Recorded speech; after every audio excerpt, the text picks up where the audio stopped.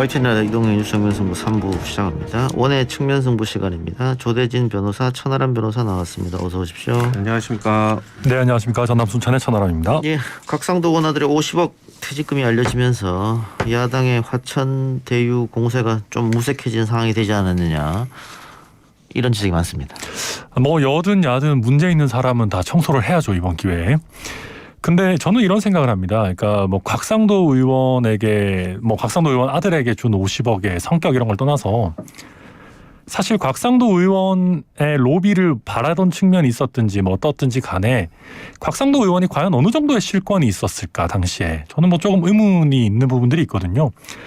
그러면 뭐 곽상도 의원에게 로비를 위해서 줬던, 아니면 그 곽상도 의원 아들이 이 안에서 근무하면서 뭐 못 볼 걸 봐서 입막음용으로 줬건, 뭐 이거는 알 수 없는 부분입니다만은, 이런 격가지, 큰 격가지라고 할 수 있는 사람에게도 50억을 줄 정도면 과연 여기에 얼마나 어마어마한 일이 있는지가 저는 조금 궁금해지는 측면이고요. 그리고 또 한 가지, 저는 굉장히 곽상도 의원의 대처에 대해서는 당연히 뭐 문제 제기를 많은 분들이 하셨고 저도 동감합니다. 예. 뭐 아들 월급이 뭐 250만 원, 뭐 300여만 원밖에 안 됐다라는 얘기를 하면서 또 이 퇴직금 받은 부분을 또 쏙 빼놓고 얘기하고, 또 아들이라는 분은 성명을 내셔가지고 무슨 본인이 오징어 게임의 말이었다 이렇게 또 화제가 될 만한 얘기를 해서 오히려 이걸 이슈를 더 키우지를 않나. 뭐 또 당에서는 이런 걸 미리 알았다고 하면서도 제대로 된 대처도 안 하고, 그래서 저는 곽상도 의원의 이런 전체적인 대처, 그리고 화천대유에서도 무슨 산재 위로금이었다 이런 말도 안 되는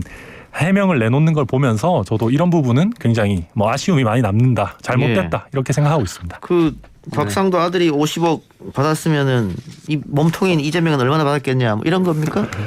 일단 저는 당시에 보면 이게 새누리당 정권이었잖아요. 예. 그러니까 여당도 새누리당이었고 경기도지사도 남경필 뭐 새누리당 지사였기 때문에 분명히 정부 여당 쪽에 대한 로비도 있었을 수 있다고 생각합니다. 제 추측이지만은. 예.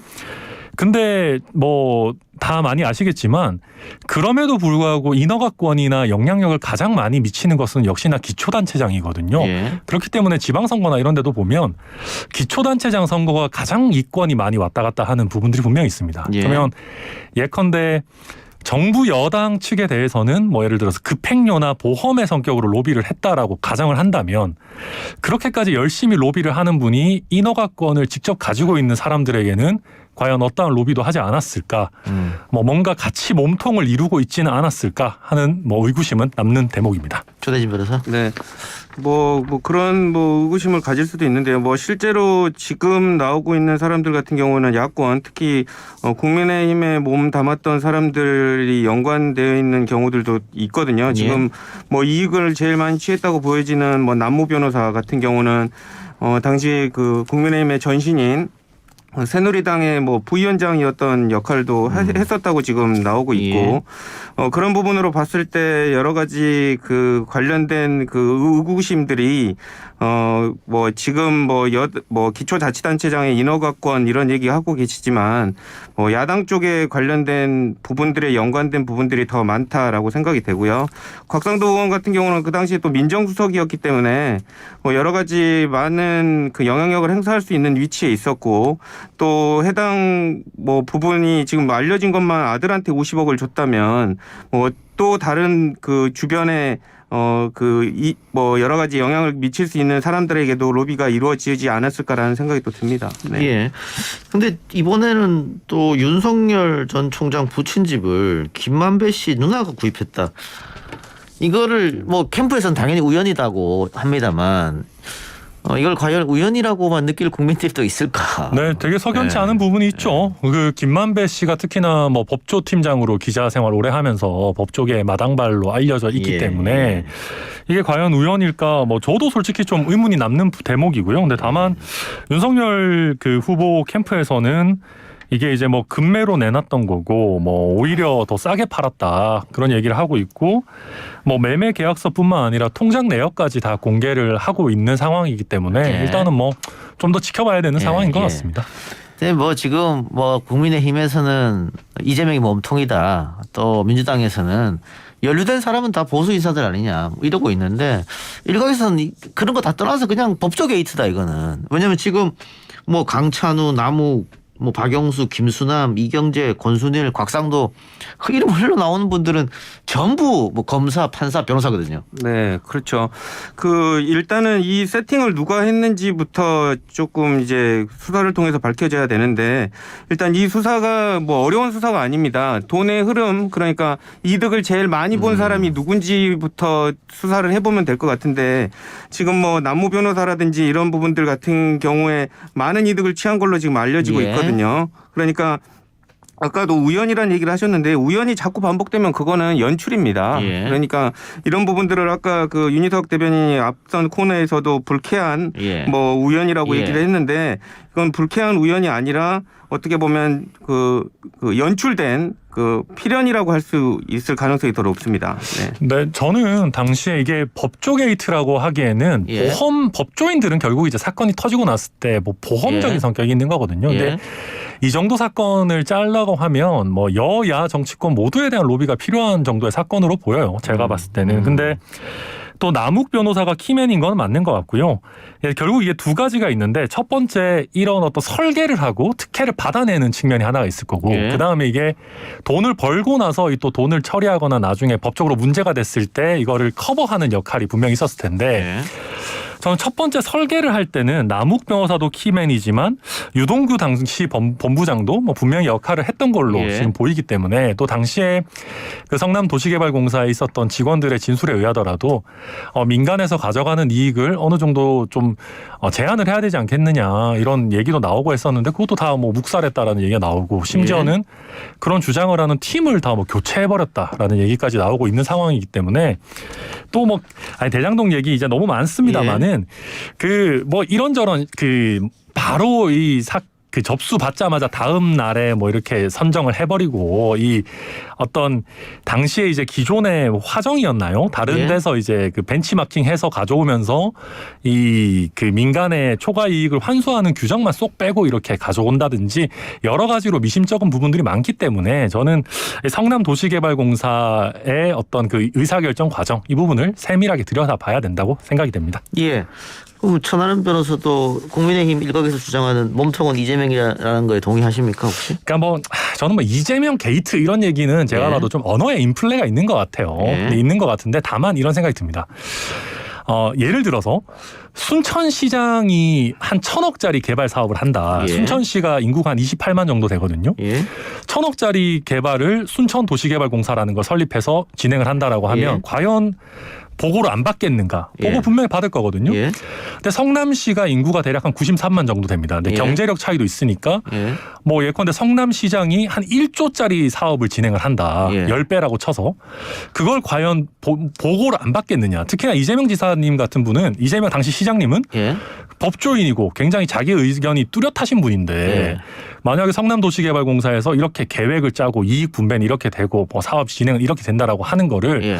본인이 모르셨을 리는 없을 것 같거든요. 그래서 저는 지금 우리가 생각하는 이재명 후보님은 여권의 제일 유력한 후보고 그러니까 아주 높은 사람인 것 같지만 당시에 성남시장 입장에서 보면 기초자치단체장이고 굉장히 중요하고 큰 사업이었으니까 만약에 여기에 문제가 있었다라고 하면 이재명 지사님도 충분히 알았을 거다. 이렇게 아니. 추론이 됩니다. 그 1조 5천억짜리 사업인데 네. 일단 성남에 무조건 5,500억을 땡겨간다. 네. 그 처음에는 4,600억쯤 됩니다. 근데 거기에 이 화천대유가 5천억 이상 남겨 먹을지 이런 이득이 날지 사업 초기에 이재명 어떻게 판단합니까? 그거는 근데 알 이거는 수가 없죠. 뭐 예컨대 당시에 이제 뭐 이것도 다시 정황으로 다 봐야 되는 거지만요. 예. SK그룹이 당시에 한 400억 정도 투자를 했었어요. 예. 근데 SK그룹이 여기에 투자를 할 때 아마 분명히 거기도 심사역이 있을 거고 사업 뭐 타당성을 보는 분들이 있을 텐데 예. 만약에 적자가 날 위험성이 큰 사업이었다면은 예. 400억을 과연 넣었을까라는 게 한 부분이 있고요. 그다음에 5,500억이다라고 얘기를 하시지만 4,600억에서 5,500억 늘어난 한 900억 정도 되는 부분은요. 네. 예. 대장지구의 그 남쪽에 있는 산의 터널을 뚫는 거예요. 예. 그러니까 이거는 사실은 과연 성남시에서 이게 이득이냐라고 할 정도로 민간 사업자들도 분명히 원하고 있던 일이었거든요. 예. 인허가만 해주면 뭐 땡큐인 그런 사업이었고 이 5,500억이라고 하는 부분 중에 현금으로 받은 1,800억을 제외한 나머지 부분들은 뭐 민간 에서 진행을 하고 기부 체납을 받고 뭐 인프라를 받더라도 될 수 있는 부분들이었기 때문에 이게 뭐 전부 다 이걸 환수했다라고 산정하는 것도 좀 과하다. 저는 그렇게 생각이 됩니다. 알겠습니다. 저 SK 400억 건은 400억 투자하고 SK는 거의 못 갖고 갔거든요, 이득을. 그 부분도 그러면 왜 투자했느냐. 전환 변호사 말처럼 그것도 한번 볼 필요가 있다고 보여집니다. 자, 조대진 변호사. 네.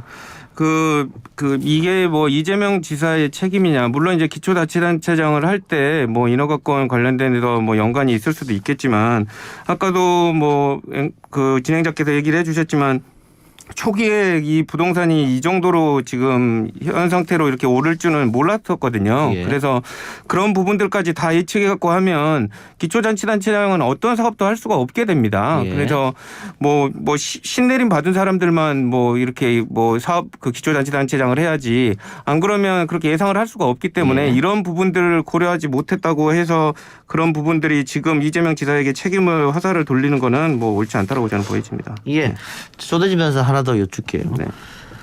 자, 이게 일각에서는 대장동 의혹을 깊게 들어가면 들어갈수록 국민의힘의 자책골 가능성까지 언급해서 이제 국민의힘에서도 출구 전략을 세워야 된다 이런 얘기까지 나오고 혹시 조대진 변호사 거기 동의하십니까? 네, 저도 동의를 하고요. 지금 뭐 언론에서 나오고 있지 않습니까? 처음에 이제 대장동 공격할 때는 신났었죠. 예. 신났었고, 근데 이제 축구할 때도 드리블할 때 슈팅을 하면 그 골대를 잘 보고 해야 되거든요. 근데 이제 그 잘못 보면 이제 자살골이 될 수가 있는데 지금 뭐 곽상도 의원도 그렇고 뭐 윤석열 뭐 후보도 그렇고 지금 뭐 남모 변호사도 그렇고 전부 다 지금 야권에 연관되어 있는 사람들이 많기 때문에 관련된 이 의혹들이 밝혀지면 밝혀질수록 더욱더 그 야권 측 국민의힘 측에서는 또 부담으로 작용이 될 것 같다라는 생각이 듭니다. 네. 알겠습니다. 자, 다음 주제로 좀 넘어가서요. 어젯밤 여야 모두 경선 TV 토론이 있었고 이번 주말에는 민주당의 2차 슈퍼위크가 예정되어 있습니다. 조 변호사가 보시기에 이번 주말 2차 슈퍼위크도 이재명 후보가 가반을 넘게 받아서 이변은 없을 것이다. 혹시 이렇게 예측하십니까? 지금 어떻게 보면 이제 뭐 제 개인적인 생각인데 대세는 조금 이렇게 굳혀지지 않았나라는 생각이 들고요. 지금 뭐 대장동 관련된 그 이슈들이 나오고 있어도 오히려 이재명 지사의 그 지지율은 좀 더 올라가는 그런 통계들도 나오고 있거든요. 예. 그러니까 이런 부분들을 봤을 때 전체적인 흐름들이 조금 이재명 지사의 몰려가는 그런 분위기로 지금 안착되는 그런 성향으로 네. 지금 보여지고 있다고 지금 생각이 됩니다. 예. 네.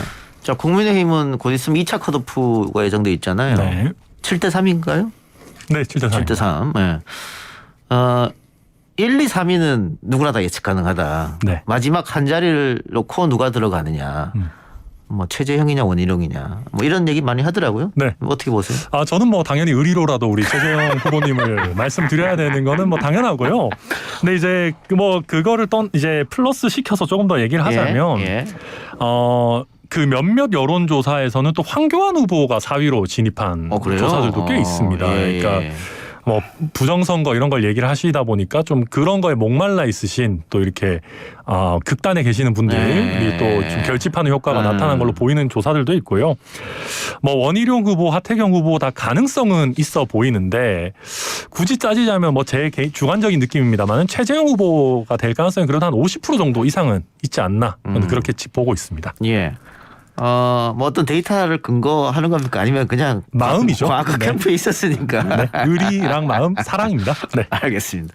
근데 TV 토론 보니까 윤석열 후보가 생각보다는 뭐 방어를 잘하고 있긴 하다. 다만 이게 국민들한테 귀에 확 꽂히는 뭐 그런 것도 예를 들면은 청약통장의 실수라든가 그게 과연 준비가 돼 있냐 이렇게 볼 수 있거든요. 뭐 이런저런 것들 김여정 어제 담아낸 건데 그것도 못 알고 있고 이런 것들 그 너무 준비가 부족하지 않느냐는 지적은 어떻게 보세요? 그러니까 청약통장 발언 이런 거는 사실은 실언이죠. 예. 그런 발언 실언하면 안 됩니다. 하면 안 되는 건데 다만 근데 이제 청약통장 관련한 뭐 그 공약도 내놨었고 또 검사 생활을 하다 보면 뭐 청약통장 사고 판 거 이런 거 수사하고 그러거든요. 이게 그 부동산 뭐 개발 사업 이런 거 관련해 가지고도 그래서 뭐 주택 청약통장이 뭔지 몰랐을 거다 이런 거는 좀 과한 공세가 아닌가. 뭐 저는 개인적으로 그렇게 믿고 싶고 그렇게 생각도 하고요.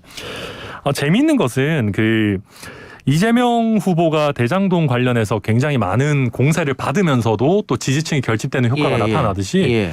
윤석열 후보도 그 홍준표 후보가 뭐 작게 502로 물어보거나 뭐 아니면 유승민 후보가 그 뭐 공약 표절 뭐 이런 것들에 대해서 물어보거나 뭐 남북 전력 지수를 아냐 뭐 이런 식의 이제 퀴즈 하듯이 뭐 이렇게 막 하거나 따지는 거에 대해서 오히려 지지층은 홍준표 후보나 유승민 후보에게도 또 썩 좋은 점수를 주지 않는 측면도 있는 것 같고요. 그러니까 윤석열 후보가 나름대로 뭐 토론에 한두 번 하면 뭐 무너진다 이런 얘기도 상대 진영에서 하고 그러셨었지만 그렇진 않고 뭐 어느 정도는 지지층을 뭐 잘 그래도 결집해서 가고 있는 모양새로 보입니다. 예. 그 제가 보기에는 이제 윤석열 후보를 조금 그 지지율이 나오게 하고 있는 층이 중도층도 있다고 저는 보는데요. 그 토론회를 보면서 제가 느낀 거는 슬슬 실체가 좀 나온다. 예. 그리고 이거는 하나 확실한 것 같아요. 진심인 것 같아요. 진짜로 모르시는 것 같아요. 네, 진짜로 모르시는 그 눈빛은 정말로 진짜신 것 같고요.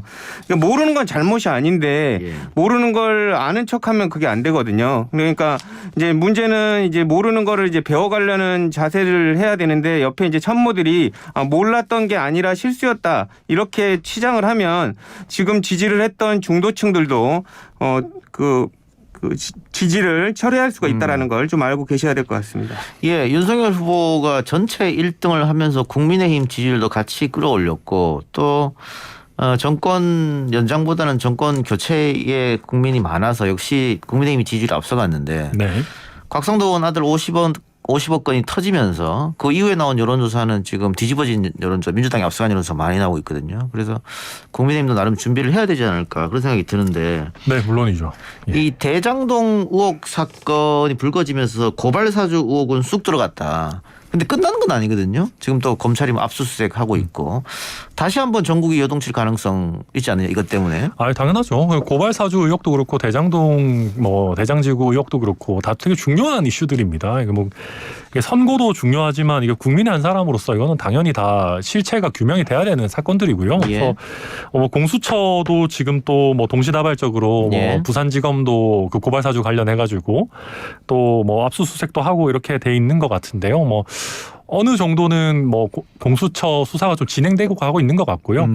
제가 한 가지 좀 아쉬운 거는 대장동 사건이 사실은 더 복잡할 수 있습니다. 이게 돈도 뭐 그 김만배 대표인가요? 뭐 현금으로 찾은 게 뭐 470억이다라고 하는데 이게 또 현금으로 찾다 보니까 이게 생각보다 그 뭐 추적하고 이런 게 쉽지 않을 수 있고요. 또 한 가지는 제가 서두에서도 말씀드렸지만 이 계획을 하고 이게 또 성남도시개발공사와 어떤 식으로 남욱 변호사나 뭐 김만배 대표나 이런 사람들이 또 뭐 서로 뭐 계획을 주고받았는지 뭐 어떤 의사소통이 있었는지 이런 부분들이 규명이 빨리빨리 돼야 되는데 글쎄요. 지금 뭐 이제서야 검찰이랑 경찰이 조금은 속도를 내는 것 같은 모양새입니다만은 선거를 앞두고 여당의 제일 유력 주자에 대한 사건이고 또 엄청나게 복잡하고 큰 사건이기 때문에 예. 수사기관이 뭐 이걸 좀 뭉개고 가지 않을까 하는 그런 걱정이 사실은 좀 되는 부분입니다. 뭐 야당 입장 그렇게 생각할 수 있겠죠. 네. 자, 조대진 변호사는 고발 사주 의혹은 어떻게 전개될 것 같습니까 앞으로? 일단은 공수처에서 오늘 그 부산지검 그 손준성 검사하고 같이 근무를 했던 그 뭐 성모 검사의 그 사무실 압수수색하지 않았습니까? 예. 예.